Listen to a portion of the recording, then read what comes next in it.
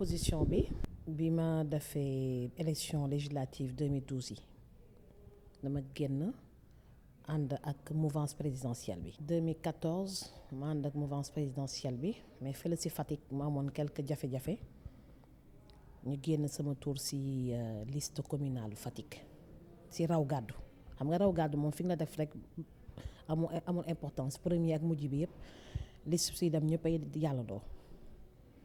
J'ai pas supporté le fait que ñu retiré woon sama tour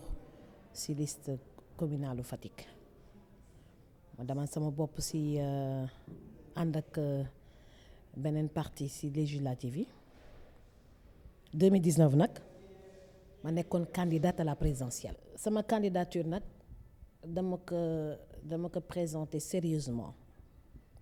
di def samay live depuis le 8 juin bi ñu waxee affaire parrainage bi. mooy demee ba si biir ba gis gars yi mooy la parti au pouvoir dañu ne dañuy gagner coûte que coûte au premier tour au début sax dama foog ne woon ay slogan de campagne rek la mais ma demee ba xam ne ñii li ñuy wax nii caaxaanuñu ma ne su fekkee ñun dañu bëgg a gagner fokk ñu booloo loolu moo tax ma retiré sama candidature sama candidature pour ay problème de parrainage de ndax parrainage da ngay am 100 signatures ou 200 signatures par commune wax bi jeex. dama retirer sama candidature pour que opposition bi def bloc su ñu amee 2 ou 3 blocs ñu mën a jàkkaarloo ak camp du pouvoir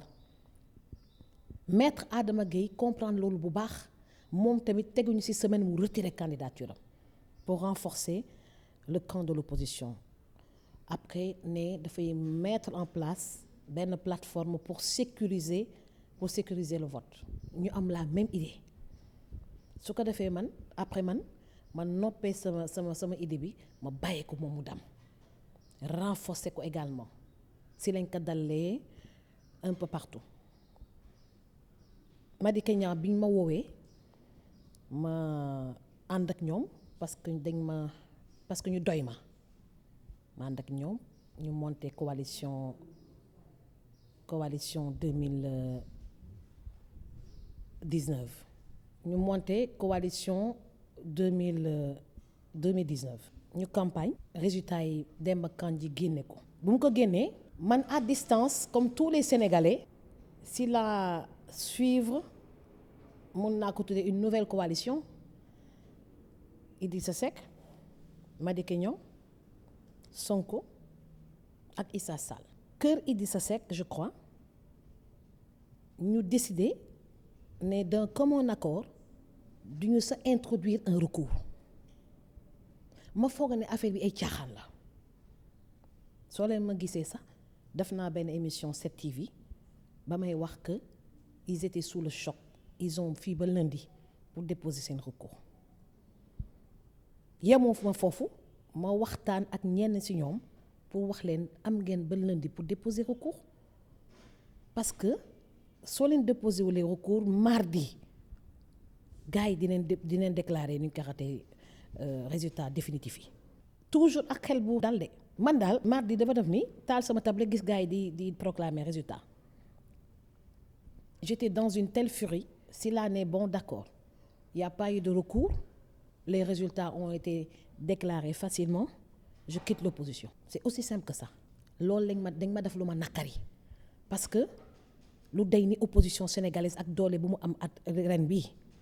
diaspora yi ànd ak ñoom xale yi ànd ak ñoom ñu ànd ak opposition bi wax dëgg yàlla dañoo bëri ñi ànd ak Idi ñi ànd ak Sonko ñi ànd ak Madické nag moom ñoo daanaka moom comme ni nga ko waxee rek mooy c'est le seul gagnant de cette présidentielle parce que grâce à Madické Niang y a pas eu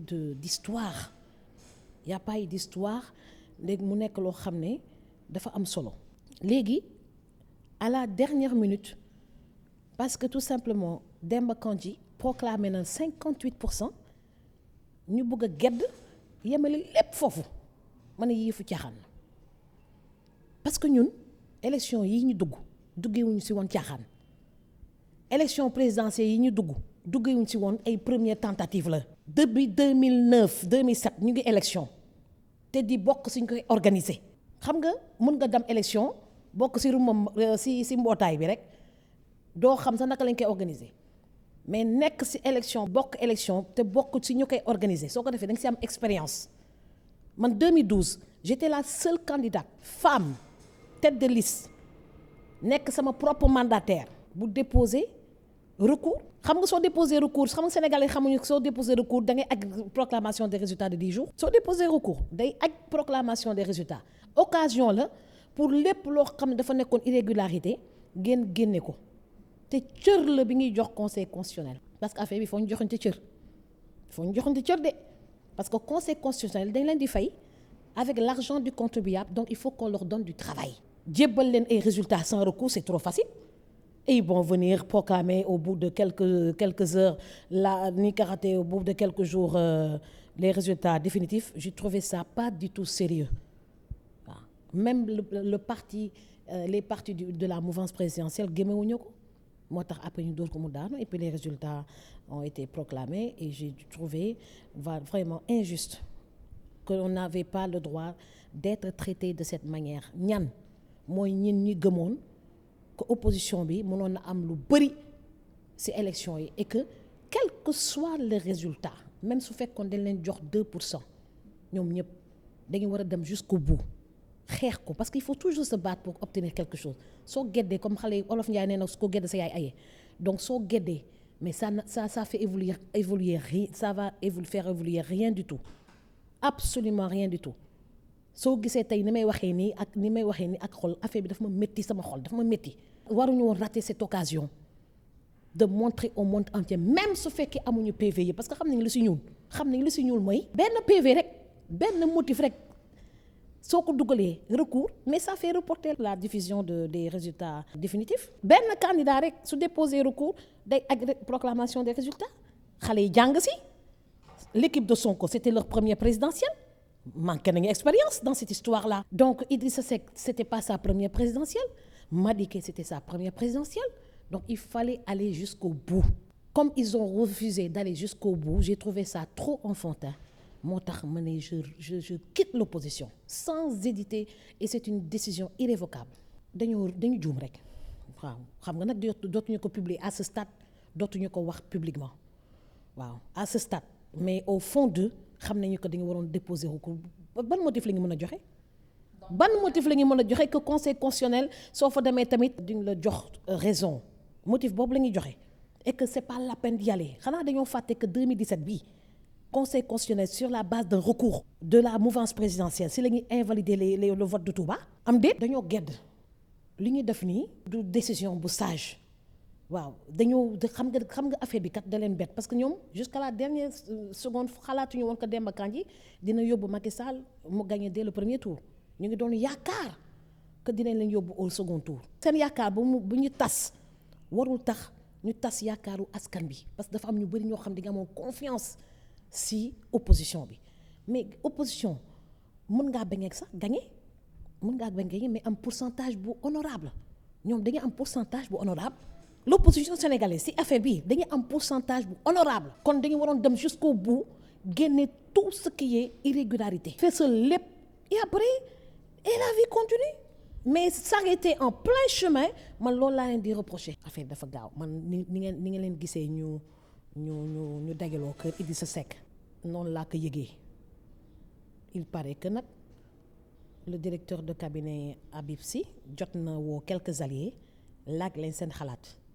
ndax ñëw recours wala du recours. man kenn peut-être ñu woo nañ ma te jotuñu ma ñu rafet njot peut-être woo nañ ma te jotuñu ma man de Habib Sy woowu ma ndax su ma woowoon dinaa wax défendre sama idée jusqu'à la dernière énergie qu'il fallait pas se décourager di arrêter en un si bon chemin. xoolal Sonko score bu mu def man Sonko dama xamul lu tax mu bàyyi ñu embarqué ko dans cette histoire lu tax Sonko mu nangu ñu embarqué ko dans cette histoire moom laa comprendre gu ba léegi parce que pour une première présidentielle tu te retrouves avec un score quand même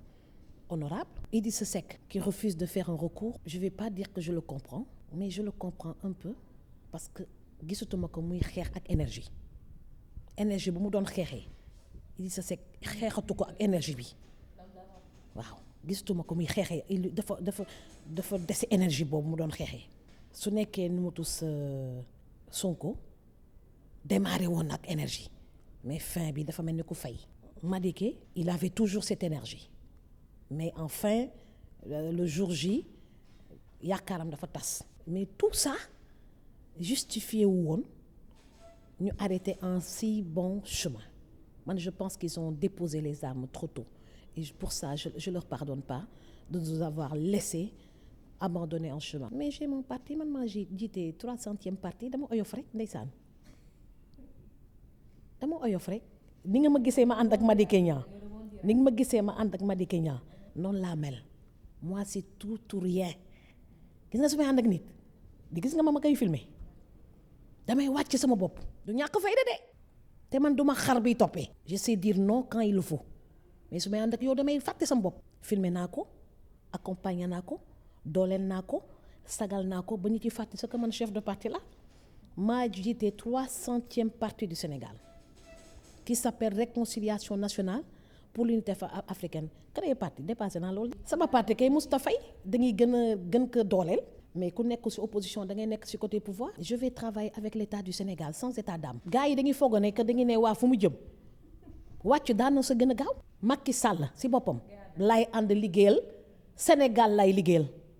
parce que je vais perdre mon temps avec cette opposition qui refuse de se battre non man ak première dame mosu ñu am benn problème waaw gars yi ñoo doon xam ba rek mosu ñu am benn problème sama papa da nga fàtte ci benn bokk yaakaar la bokk man maa ko doon kaasa temps yi ba ma ne toppatoowuñu ko correctement bu baax donc le président de la République c'est une seule personne qui s'appelle j'allais dire Madické Niang qui s'appelle Macky Sall donc yàlla jox na ko deuxième mandat ñu ñaan la ko deuxième mandat bi oyof comme que tàllal na loxo toutes les forces vives de la nation pas seulement l'opposition il a bien dit opposition ak société civile toutes les forces vives de la nation et ça c'est important kon loolu l'heure est à la construction du Sénégal man de tey dégg naa gis naa daal ci réseaux sociaux yi gars yi di commencer bañ ne du ñuy tontoog yooyu ñooñu nañ ko waxal seen bopp man daal lim leen di conseiller mooy nañuy xool comme que gedd nañu ba arrêté affaire yi fu mu gën a neexee gars yi fu mu gën a neexee la ñuy fay film bi fu mu gën a neexee nag parce que élection sans recours de élection sans recours de élection recours mooy neexal élection fa ngay waxee yow li la naqari yëpp ci élection bi avocat ngay jël mu introduire un recours au conseil constitutionnel noonu lañ koy defee nga génnee maintenant lépp li la naqari ci élection yi lépp li la naqari ci élection yi nag loolu la ñuy feeñal nag loolu la nag juge yi di liggéey dossier par nakar après nag su paree su leen neexee ne ça n'entache en rien au scrutin ñoo xam mais au moins di nga contribuer mettre à nu toutes les irrégularités àddina bi yëpp gis ko te doolu début de waxtaan la loolu début de dialogue national la et puis là ça va améliorer à parfaire le processus électoral déglu ñaxtu mooy tax ñu indi ci saafara ba améliorer processus électoral yi waxtaan wi foog muy am nit ki lu ko naqari da koy wax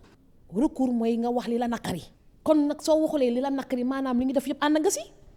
te loolu ñoom li ngi def yëpp ànduñu ci comme que lu ñu def yëpp ànduñu ci dañ ko waroon yuuxu fi ñu ko war a yuuxoo mooy conseil constitutionnel sinon dañu ne ñi gis naa sa kenn ku ne opposition bi ay stagiaire lañu Seydou Gueye gis naa ko mu wax ko temps yële ñoom dañ fa mel ni dañuy bëgg a jox dëgg gën ñu koy xatee Seydou Gueye xeex daal day mat xam nga man xeexkat laa su may ànd ak nit damay xeex ba jeex xeexkat laa kon suñu ma demee ba ànd ak ñu décider du ñu xeexat yi dootuma damay gëlëm damaa dem ba xàmmeetuma ñi ma àndal damaa gëlëm mujj ruus waaw moo tax ma ne du décision bu merde c'est une décision donc de raison waaw c'est une décision de raison du ma àndal mukk ci àddina ñu bañ a xeex day mët comme que bëgg ñoo xeex ma ne xëyru comme que su fekkoon kenn rek la ma ne kenn ki laa bàyyi waxuma Madické Niang laa bàyyi de dama ne dama bokkatul exposition xam nga phrase bi j'ai parlé français j'ai pas dit je quitte Madické Niang gis naa yenn kii di titre di pour vendre seen journaux yi li ma wax dama ne je quitte l'opposition y a une grande différence Madické Niang defuma dara donc c'est un ami il restera toujours un ami d'accord donc maintenant concernant la politique je refuse je suis plus de l'opposition loolu dafa leer nañ je vais rejoindre la sans état d'âme je vais rejoindre la mouvance présidentielle pour participer à la construction de ce Sénégal parce qu'il y a énormément de choses à faire dans tous les secteurs. Donc je vais pas me perdre mon temps di dugg ci benn mouvance ne dañuy dem ci local te refuser aller jusqu'au bout ci présidentiel. ñii ne dañuy def recours kon lan la ñuy sonale seen bopp di dem local lan la ñuy sonale seen bopp di dem législative décision boo jël da ngay dem jusqu'au bout doo dem recours ça veut dire que amuloo confiance ci conseil constitutionnel nag ak ministère de l'intérieur d'accord ñoom ñooy organiser élection législative di organiser présidentielle di organiser communal su fekkee da nga ne nag doo defanteeg ñoom ndax jaru ko kon jaru sa ñuy dem ay local jaru ñuy dem ay présidentielle loolu mooy conséquence seen acte te Mandela Madior Diouf man maa leen koy wax. Ce qu'ils ont fait c'est pas sérieux même su fekkee conseil constitutionnel du la jox raison il faut aller jusqu'au bout. C'est vrai que ñu bëri amuñu woon seen PV d'accord et alors il y a eu quelques PV quand même qui sont tombés quand même avec ça rek mun nga introduire ce recours et puis tout léegi nag Sonko introduire Idrissa introduire ñoom ñëpp ñu introduire affaire bi xumb xeex dañ koy mën comme que da nga ne opposition kat du sedd chaque jour ngeen dem seen obélisque def fa seen sitting génne seen irrégularité yi affaire bi xumb mais dafa mujjee sedd les gens personne n'a rien compris dëkk bi selaw affaire bi sedd on ne reconnaît plus cette opposition je dis donc il y a plus d'opposition au Sénégal comme il y a plus d'opposition au Sénégal wàcc kay daanoo si gën a gaaw la may kan laa mën a liggéeyal ti kon si opposition gisuma ko ils ont décidé de déposer les armes définitivement li ñuy def loolu la signifié man nag du ma ànd kuy déposer arme waaw ñele di course laay dem dabi